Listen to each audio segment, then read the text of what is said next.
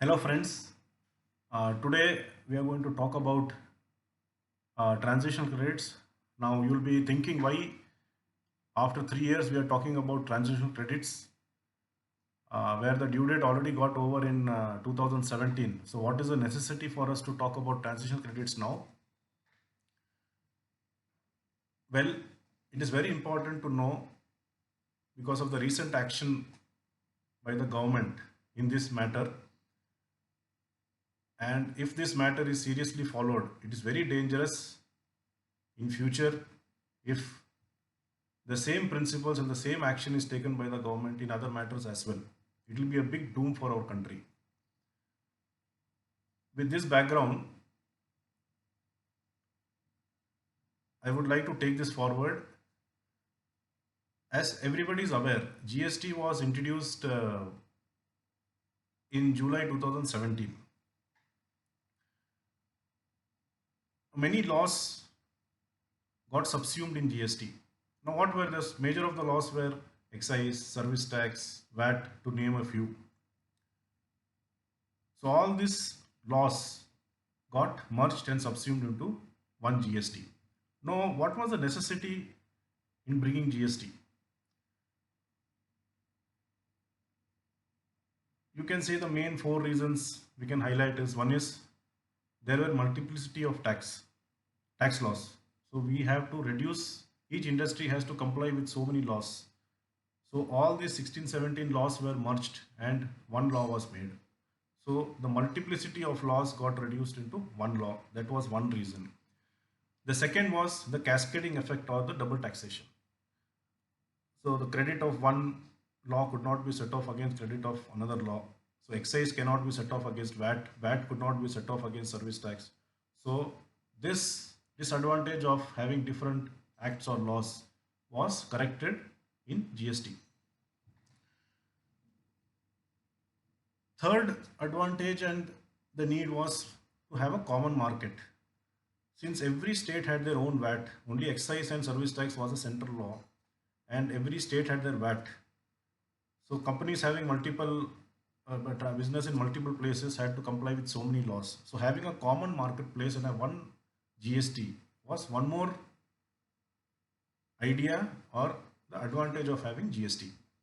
And the last but not the least is make the GST simple with less tax rates.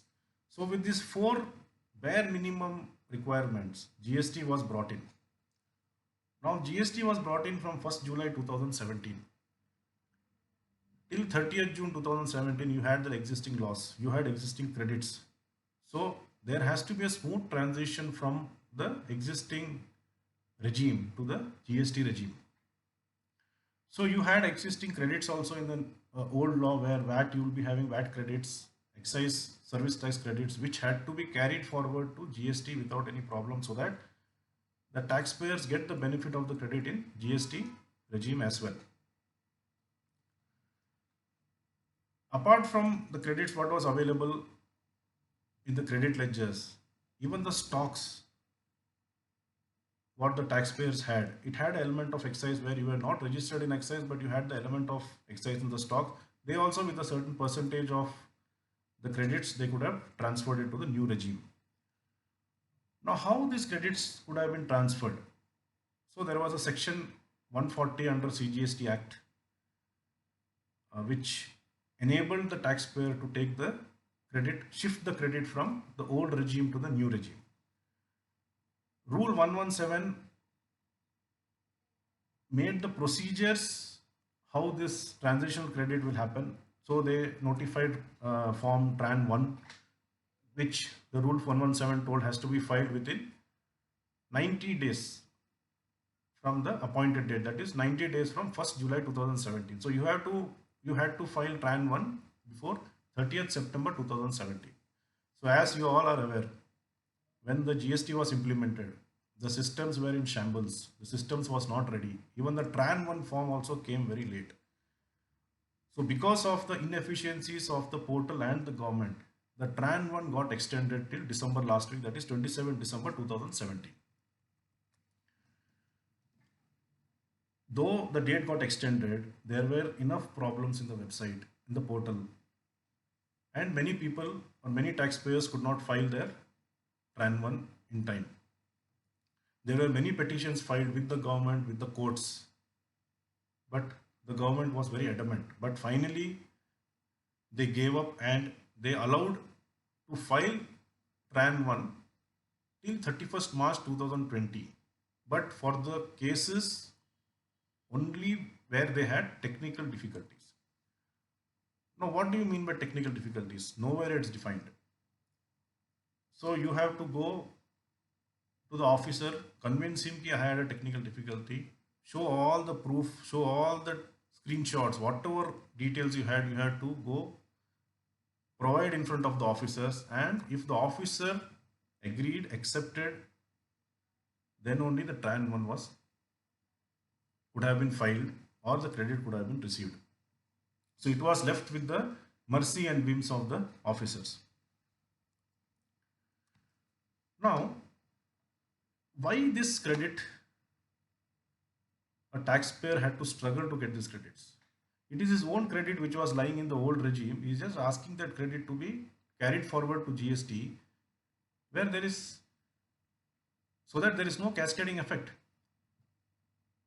It is like, for example, you had an FD in the bank and the bank got merged with one more bank. Now the other bank tells you to file a form before so and so date to transfer the FD to the merged bank or new bank. Because of your preoccupations or some other work, you could not file the form. That doesn't mean you lose the FD permanently. That FD is yours. Just because you could not file a form in time, that doesn't mean you lose that FD. The similar logic works in credits as well. There may be many reasons why a Tran 1 could not have been filed by the SSE or the taxpayer. The main reason is the technical glitches. The website, the portal was not ready. So there were practically technical glitches where the Tran 1 could not have been filed. One more reason may be the new law. GST is a reform which happened in our country, and many of the taxpayers or the industry felt it difficult to understand it initially.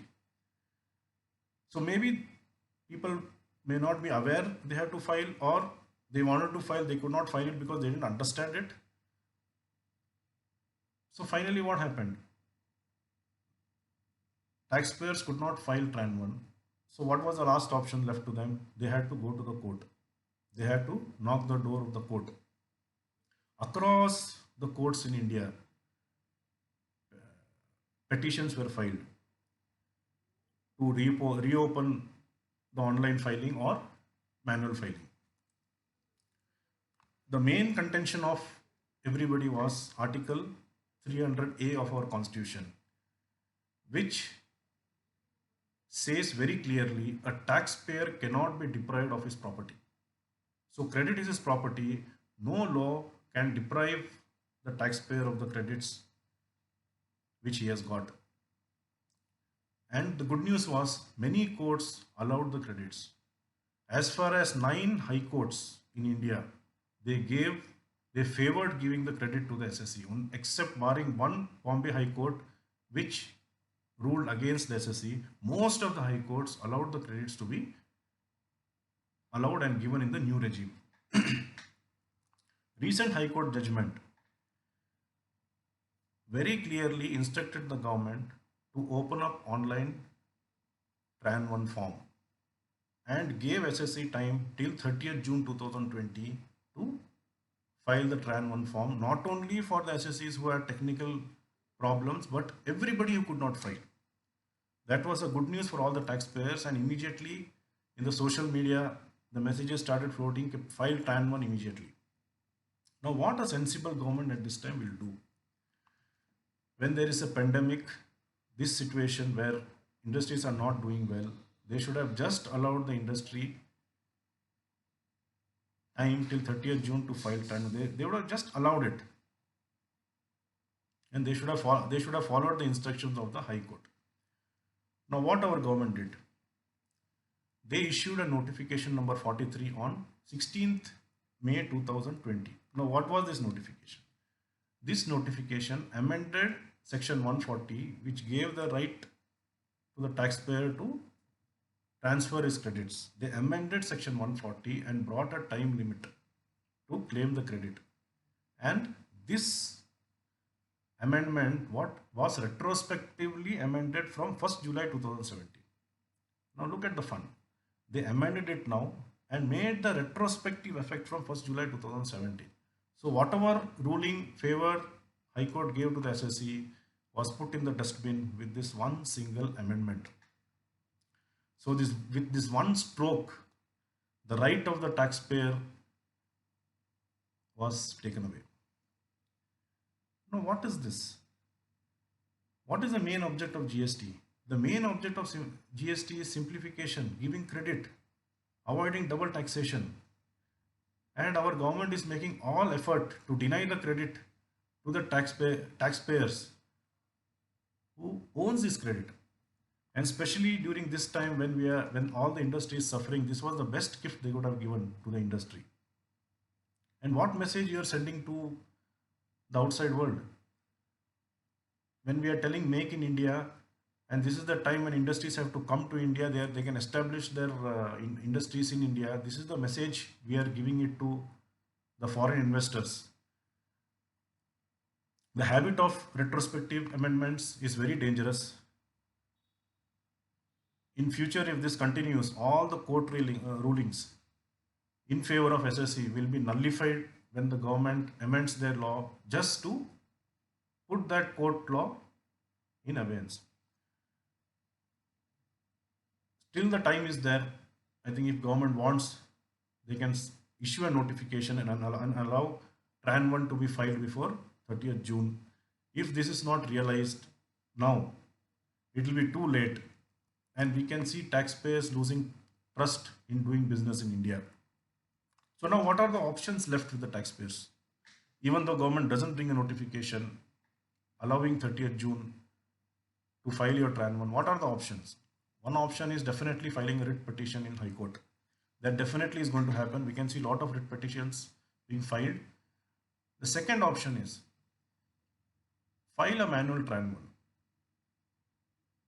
Take a credit in your 3B. Immediately reverse it under protest and send a letter to your jurisdictional assessing officer telling you have taken the credit and you have reversed it, and whenever there is a favorable judgment, you will take the credit back. I think this is the option which the SSE can take now, whoever has not filed the Tran 1. Before closing, I request the bureaucrats and the government to understand the difficulties faced by the trade and be a support to them and not create blockages in doing business. I think if that is done, we can see the businesses flourish. Thank you very much. God bless.